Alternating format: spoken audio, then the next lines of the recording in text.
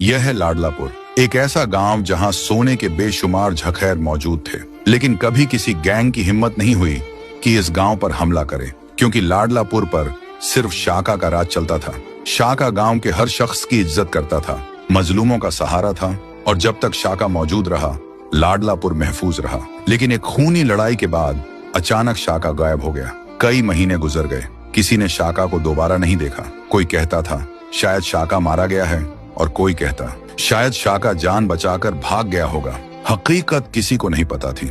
शाका के न होने का फायदा उठाते हुए चिड़ीलाल अपनी गैंग के साथ लाडलापुर पर हमला कर देता है। गांव जलने लगता है, घर तबाह कर दिए जाते हैं, गांव वालों को बेदर्दी से मारा जाता है। चिड़ीलाल का जुल्म इतना बढ़ जाता है कि लोग अपना गांव छोड़कर भागने लगते हैं, लेकिन जो भी भागते हुए पकड़ा जाता उसे जिंदा नहीं छोड़ा जाता। लाडलापुर पर कब्जा करने के बाद चिड़ीलाल सोने की स्मगलिंग शुरू कर देता है, और फिर उसकी नजर पड़ती है गांव की सबसे खूबसूरत लड़की शबनम पर, जिससे शाका बेपनाह प्यार करता था। चिड़ीलाल शबनम को धमकी देता है, अगर तू मुझसे शादी नहीं करेगी तो मैं तुझे जान से मार दूंगा। जब यह बात शबनम के भाई चंदू को पता चलती है तो वह किसी तरह अपनी जान बचाकर गांव से भाग जाता है। चंदू का सिर्फ एक मकसद होता है, शाका को ढूंढना और वापस लाडलापुर लाना। वह गांव गांव शहर शहर भटकता है, लेकिन शाका का कोई निशान नहीं मिलता।